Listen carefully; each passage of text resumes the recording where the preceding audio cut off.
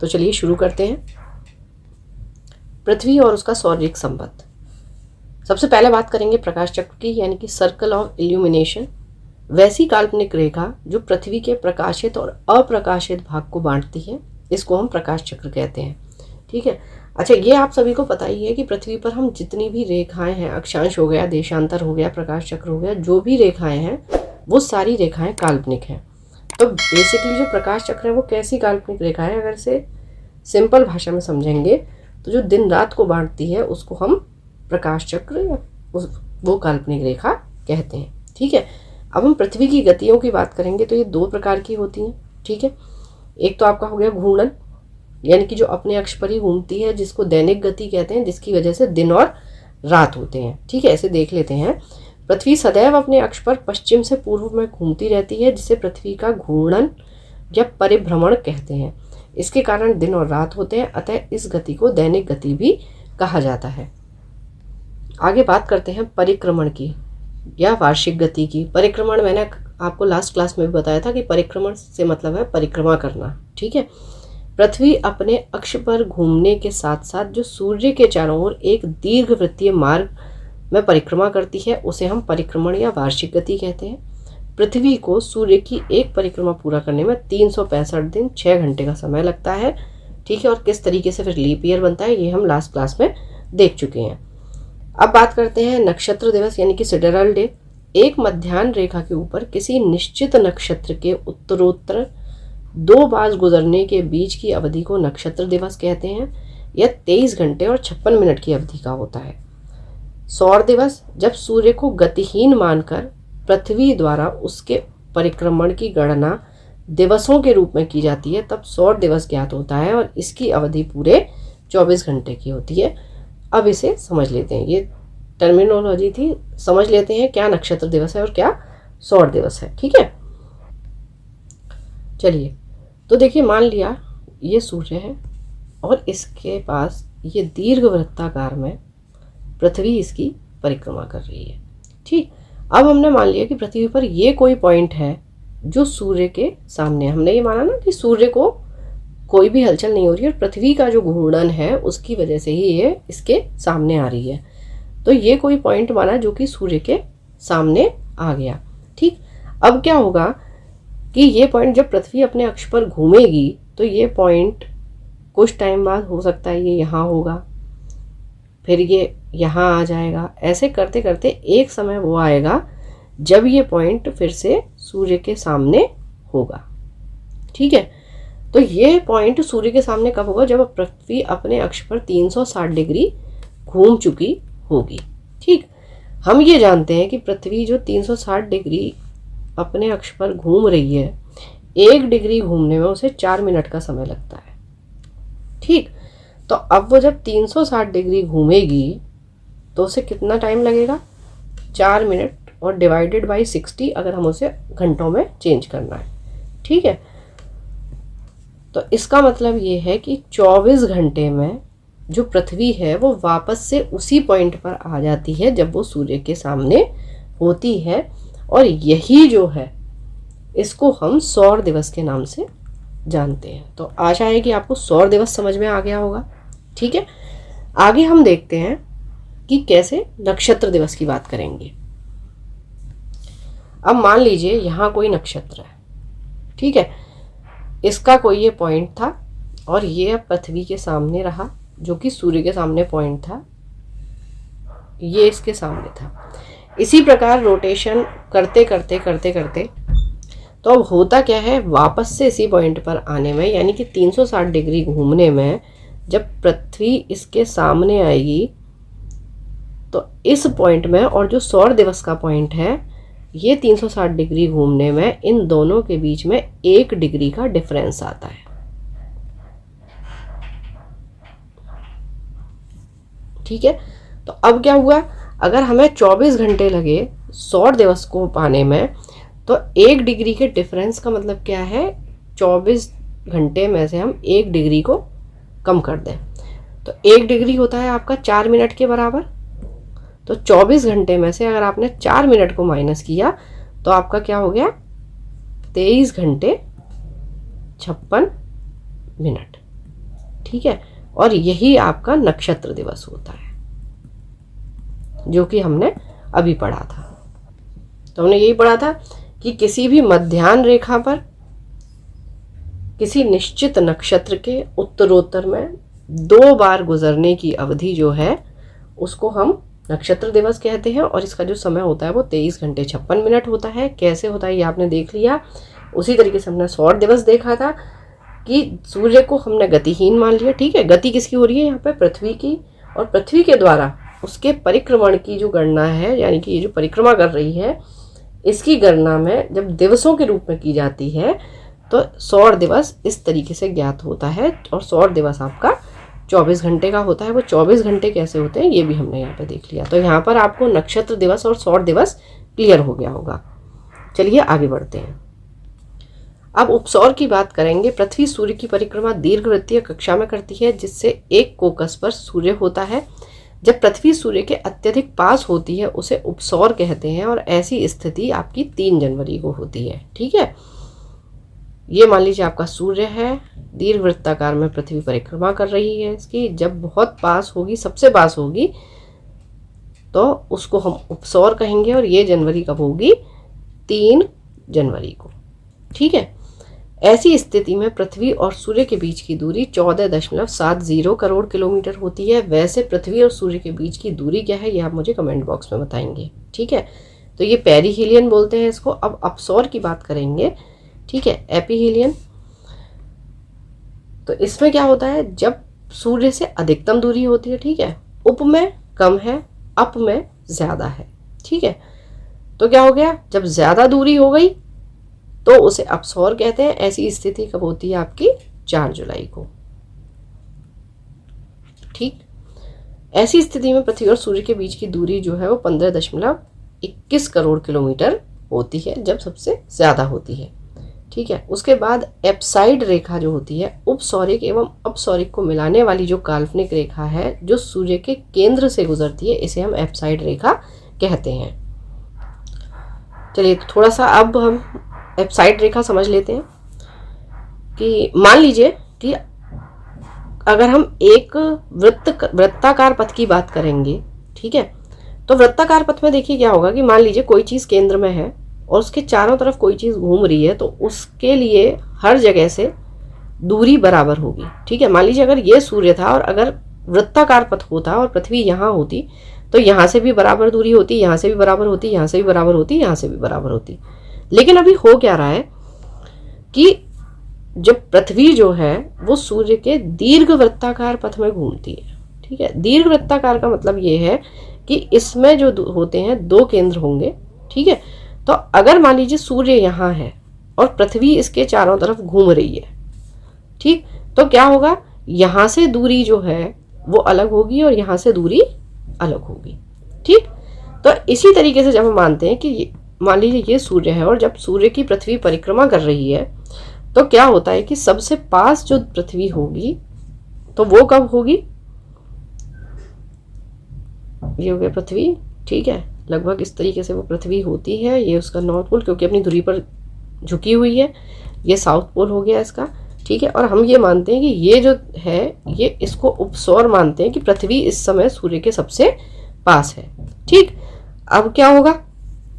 तो ये हमने देख लिया था, ये यहाँ पे जब सबसे पास है इसको उपसौर कहा जाएगा। ये 3 जनवरी के आसपास होता है, ठीक है। अच्छा 3 जनवरी एक फिक्स डेट मान लीजिए लिख दी जाती है, लेकिन जो है ये जो दूरी है इसको पाने में कभी 4 भी हो जाता है, 5 भी हो जाता है, 2 भी हो जाता है, लेकिन 3 जनवरी हम मान के चलते हैं, ठीक है, कि उसके आसपास ये चीज़ होती है। तो अब क्या हुआ? यहाँ पर पृथ्वी सबसे पास थी, तो हमने देखा था कि 14.70 करोड़ किलोमीटर है दूर पृथ्वी सूर्य से। अब क्या होगा कि एक दूरी वो आएगी जब पृथ्वी सबसे दूर होगी सूर्य से, ठीक है। ये हो गया नॉर्थ पोल, ये हो गया साउथ पोल, ठीक। तो इस जो समय है इसको हम अपसौर कहेंगे, और ये आपका 4 जुलाई के आसपास होता है, ठीक है। उपसौर हो गया आपका 3 जनवरी के आसपास और अपसौर हो गया 4 जुलाई के आसपास। तो अब क्या हुआ? ये जो दूरी है इसकी हमने देखा था 15.21 करोड़ किलोमीटर होती है, ठीक। तो क्योंकि ये जो पाथ है इसका दीर्घवृत्तीय है, वृत्तीय नहीं है, तो अब आपकी ये क्या हो गया, यहाँ पर सबसे पास हो गई, यहाँ पर सबसे दूर हो गई। अब क्या होता है, ये जो इसका उपसौर वाला पॉइंट है और जो अपसौर वाला पॉइंट है, तो सूर्य को लेते हुए ये जो काल्पनिक एक रेखा मानी जाती है, इस रेखा को हम एप्साइड रेखा कहते हैं। ठीक है, रेखाएं सारी काल्पनिक हैं, ये हम पहले भी बता चुके हैं। ठीक है, चलिए अब बात करते हैं अक्षांश की, यानी कि लैटिट्यूड। विषुवत वृत्त से उत्तर या दक्षिण दिशा में किसी स्थान पर की कोणीय दूरी को हम अक्षांश कहते हैं। एक अंश जो होता है वो 60 मिनट के बराबर होता है और 1 मिनट बराबर 60 सेकंड होते हैं। ठीक है, तो यह कोण पृथ्वी के केंद्र पर बनता है। इसे विषुवत वृत्त से दोनों ओर अंशों में मापा जाता है। विषुवत वृत्त 0 डिग्री के अक्षांश को प्रदर्शित करता है। विषुवत वृत्त की उत्तरी एवं दक्षिणी दिशा में 1 डिग्री के अंतराल से खींचे जाने पर 90-90 अक्षांश वृत्त होते हैं। इसका मतलब किसी भी स्थान का अक्षांश 90 डिग्री से अधिक नहीं हो सकता। ठीक है, विषुवत वृत्त के उत्तरी भाग को उत्तरी गोलार्ध कहते हैं और दक्षिणी भाग को दक्षिणी गोलार्ध। अब अक्षांश समांतर की बात करेंगे, पैरेलल्स ऑफ लैटिट्यूड। काल्पनिक रेखाओं का एक ऐसा समूह जो पृथ्वी के चारों ओर पूर्व से पश्चिम दिशा में विषुवत रेखा के समानांतर खींचा जाता है, इसको अक्षांश रेखा कहते हैं। भूमध्य रेखा से एक समान कोणीय दूरी वाले स्थानों को मिलाने वाली रेखा को अक्षांश रेखा कहा जाता है। भूमध्य रेखा 0 डिग्री पर हो गई। ठीक है, इस पर स्थित सभी स्थानों का अक्षांश क्या होगा, 0 डिग्री होगा। भूमध्य रेखा के उत्तर में स्थित अक्षांश रेखाओं को उत्तरी अक्षांश रेखा कहेंगे और दक्षिण में स्थित रेखाओं को दक्षिणी अक्षांश रेखा कहेंगे। 2 अक्षांश रेखाओं के मध्य की दूरी 111 किलोमीटर होती है। यदि अक्षांश समांतरों को 1 डिग्री के अंतराल पर खींचते हैं तो उत्तरी एवं दक्षिणी दोनों गोलार्धों में 89 यानी कि 89 अक्षांश समांतर होंगे। इस प्रकार विषुवत वृत्त को लेकर अक्षांश समांतरों की कुल संख्या आपकी 179 हो जाती है। भूमध्य रेखा के उत्तर में 23.5 डिग्री के अक्षांश को कर्क रेखा और दक्षिण में 23.5 डिग्री को मकर रेखा कहा जाता है। भूमध्य रेखा के उत्तर में 66.5 डिग्री अक्षांश को आर्कटिक वृत्त और दक्षिण में 66.5 को अंटार्कटिक वृत्त कहते हैं। चलिए अब जो भी पढ़ा है थोड़ा सा समझ लेते हैं। ठीक है, तो 0 डिग्री पर हो गई आपकी विषुवत रेखा। ठीक है, ये जो लेटी हुई हैं लैटिट्यूड इन्हें बोलते हैं और ये रेखाएं होती हैं आपकी अक्षांश रेखाएं। ठीक है, और ये जो खड़ी हुई रेखाएं हैं उनको हम बोलते हैं देशांतर या लॉन्गिट्यूड। ठीक है, इंग्लिश में इजी है कि लंबी लंबी हैं ये, तो ये लॉन्गिट्यूड हो गई। और हिंदी में भी आप आसानी से याद रख सकते हैं। देखिए जो देशों के बीच का अंतर, अब देश लेटे हुए नहीं होंगे। ठीक है, तो जो देशों के बीच का अंतर है वो आपका देशांतर है। ठीक है, तो इसी तरीके से देशांतर जो है वो खड़ी रेखाएं हैं और लेटी हुई जो रेखाएं हैं उन्हें हम अक्षांश कहते हैं। सबसे पहले 0 डिग्री की अगर बात करेंगे, वहां से आपका इक्वेटर या विषुवत रेखा कहलाती है। ठीक, अब इससे क्या होगा, 23.5 डिग्री ऊपर, 23.5 डिग्री नीचे। ऊपर नीचे का मतलब क्या है, ये आपका हो गया उत्तरी गोलार्ध और ये हो गया दक्षिणी गोलार्ध।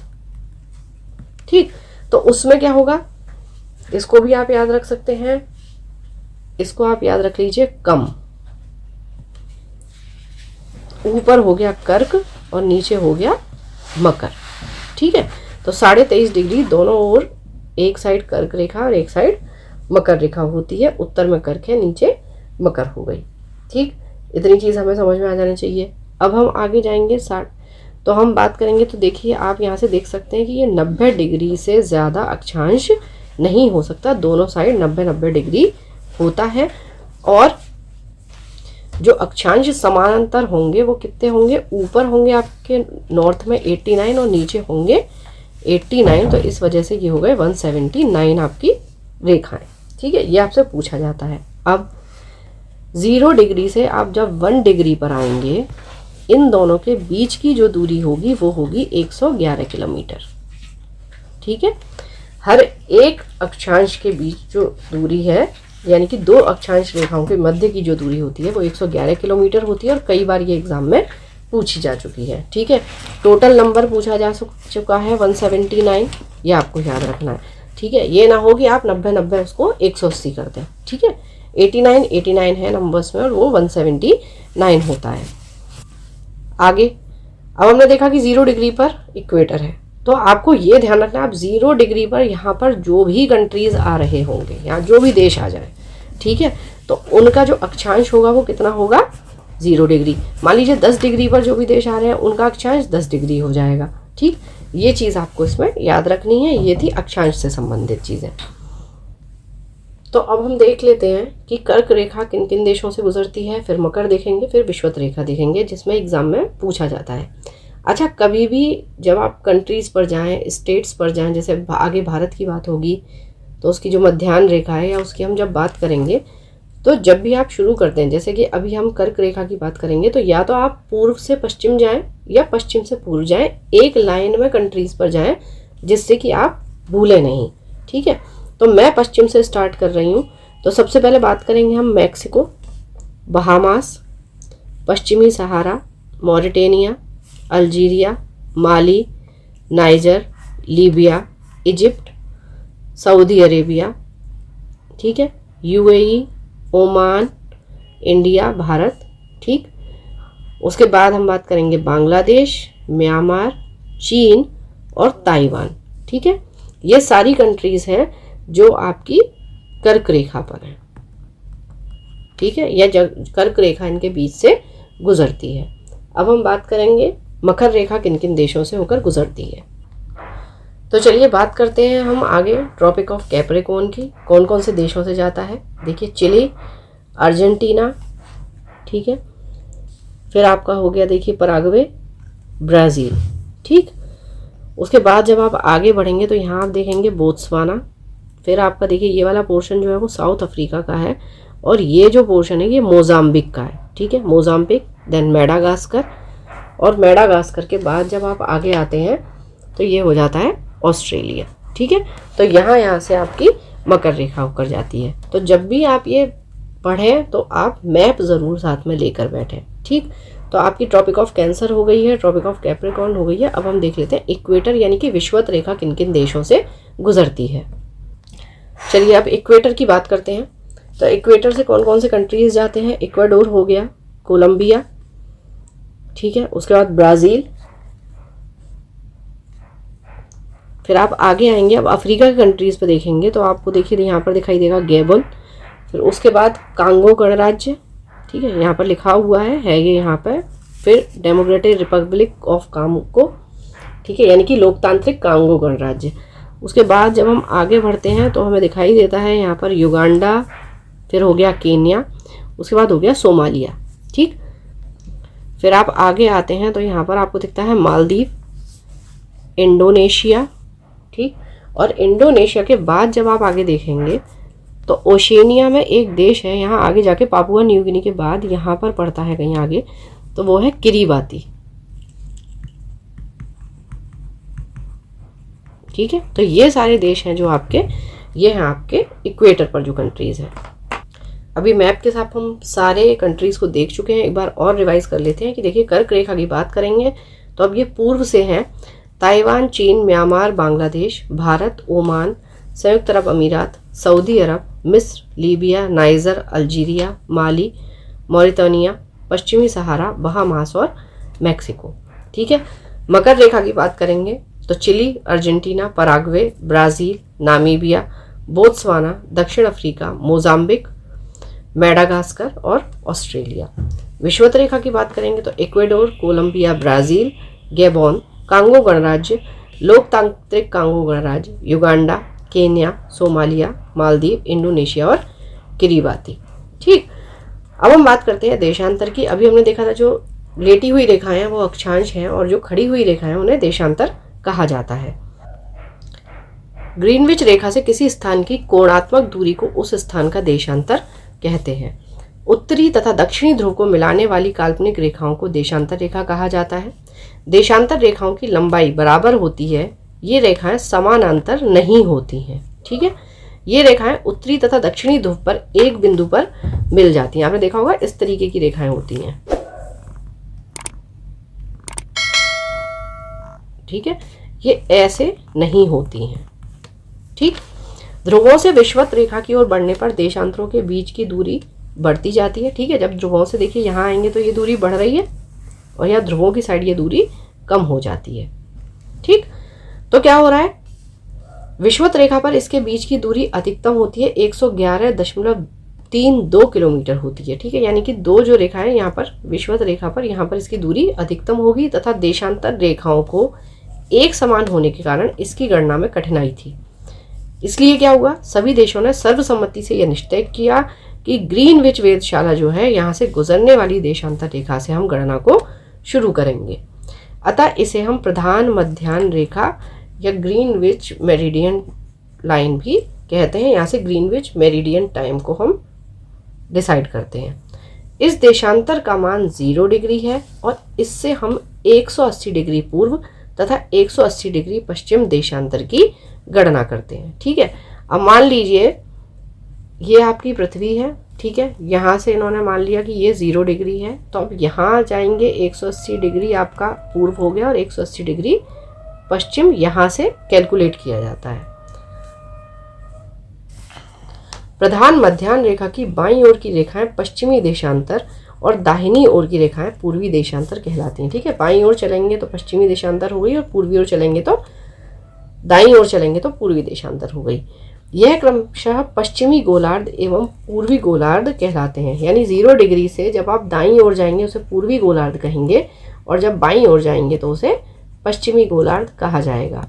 ठीक है, उसी तरीके से जब अक्षांश रेखाओं की आप बात करेंगे, ठीक है, तो 0 डिग्री यानी कि विषुवत रेखा से ऊपर जब जाएंगे तो वो उत्तरी गोलार्ध होता है और जब नीचे की ओर जाते हैं तो वो दक्षिणी गोलार्ध होता है। ठीक है, इसी तरीके से हमारी जो पृथ्वी है वो 4 भागों उत्तरी, दक्षिणी और पूर्वी और पश्चिमी गोलार्धों में बटी होती है। ठीक है, 180 डिग्री पूर्व तथा 180 डिग्री पश्चिम देशांतर एक ही रेखा है।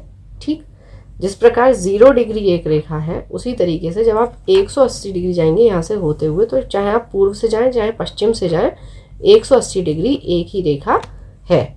ठीक है, गोलाकार होने के कारण पृथ्वी 24 घंटे में 360 डिग्री घूम जाती है। 1 डिग्री देशांतर की दूरी तय करने में पृथ्वी को 4 मिनट का समय लगता है। देशांतर के आधार पर ही किसी स्थान का समय ज्ञात किया जाता है। 2 देशांतर रेखाओं के बीच की दूरी को गोरे नाम से जानी जाती है, ये आपको याद रखना है। 0 अक्षांश एवं 0 अंश देशांतर अटलांटिक महासागर में काटती है, ये आपसे कई बार पूछा गया है। ठीक है, मानचित्र एवं ग्लोब पर पाई जाने वाली प्रतिच्छेद रेखाओं को भौगोलिक रेखा जाल कहा जाता है। चलिए अब इससे संबंधित कुछ क्वेश्चन कर लेते हैं कि भूमध्य रेखा से उत्तर या दक्षिण किसी दिए स्थान की कोणीय दूरी क्या कहलाती है, तो उसे हम अक्षांश कहते हैं। निम्नलिखित में से कौन सा वृहतवत यानी कि ग्रेट सर्कल का उदाहरण है, तो वो है आपका भूमध्य रेखा। ट्रॉपिक ऑफ कैंसर निम्न में से क्या है, 23.5 डिग्री उत्तरी अक्षांश जो रेखा है वो ट्रॉपिक ऑफ कैंसर है यानी कि कर्क रेखा। ठीक है, और 23.5 डिग्री दक्षिणी अक्षांश जो है वो आपकी मकर रेखा होती है और 0 डिग्री पर आपकी विषुवत रेखा है। ठीक है, मकर रेखा को हम कैप्रिकॉर्न बोलते हैं। तो कई बार देखिए क्या होता है कि जैसे अब इसमें ट्रॉपिक ऑफ कैंसर ही इन्होंने हिंदी में लिख के दे दिया, तो ट्रॉपिक ऑफ कैप्रिकॉर्न आपको हिंदी में लिख कर दिया जा सकता है, इसलिए आपको हिंदी और इंग्लिश दोनों में नाम पता होने चाहिए। ध्रुवों पर जाने पर अक्षांश रेखाओं के व्यास की प्रकृति कैसी हो जाती है, ये घटता है, हमने देखा था। यहाँ पर सबसे ज़्यादा होता है, फिर इस तरीके से कम होता चला जाता है। ठीक है, चलिए अब सुमेलित कर लेते हैं। देखिए भूमध्य रेखा आपकी 0 डिग्री पर हो गई, कर्क रेखा आपकी 23.5 डिग्री उत्तर हो गई, मकर रेखा 23.5 डिग्री दक्षिण हो गई, आर्कटिक वृत्त 66.5 डिग्री उत्तर हो गया और अंटार्कटिक वृत्त 66.5 डिग्री दक्षिण में। धरातल पर 1 डिग्री अक्षांश की दूरी निम्न में से किसके बराबर होती है, 111 किलोमीटर। भूमध्य रेखा के अतिरिक्त कौन सी अक्षांश रेखा पृथ्वी को 2 बराबर भागों में विभाजित करती है, कोई भी अक्षांश नहीं है। ठीक है, इसमें कंफ्यूज मत होइएगा। मकर रेखा अथवा 23.5 डिग्री दक्षिणी अक्षांश वृत्त निम्नलिखित में से कहां से होकर गुजरती है, मेलागासी। अच्छा, एक क्वेश्चन और पूछा जाता है कि किस महाद्वीप से तीनों रेखाएं गुजरती हैं, तो वो है आपका अफ्रीका। ठीक है, जिससे कैप्रिकॉर्न भी जाएगी, कैंसर भी जाएगी और इक्वेटर भी जाएगी। वह काल्पनिक रेखा जो पृथ्वी को 2 बराबर भागों में बांटती है, ये आपकी भूमध्य रेखा है, 0 डिग्री अक्षांश पर होती है। अक्षांश भूपृष्ठ पर भूमध्य रेखा के उत्तर या दक्षिण एक बिंदु की कोणीय दूरी है, जो कहाँ से नापी जाती है? भूमध्य रेखा से। दोनों ध्रुवों को जोड़ने वाली वह काल्पनिक रेखा जो भूमध्य रेखा को समकोण पर प्रतिच्छेद करती है, वो क्या कहलाती है? देशांतर। दो देशांतर रेखाओं के बीच की दूरी को किस नाम से जाना जाता है? गोरे। एक देशांतर से दूसरे देशांतर के बीच कितना समय अंतराल होता है? 4 मिनट का, या फिर डिग्री भी पूछा जा सकता है कि 1 डिग्री पर कितना समय अंतराल होता है, तो वो 4 मिनट का होता है, ध्यान रखिएगा। ठीक है। अच्छा, तो इस हिसाब से देखिए, अगर 1 घंटे की बात करेंगे तो 1 घंटे में कितने डिग्री का फर्क आएगा? तो 1 घंटा यानी कि 60 मिनट। ठीक है, डिवाइडेड बाय 4,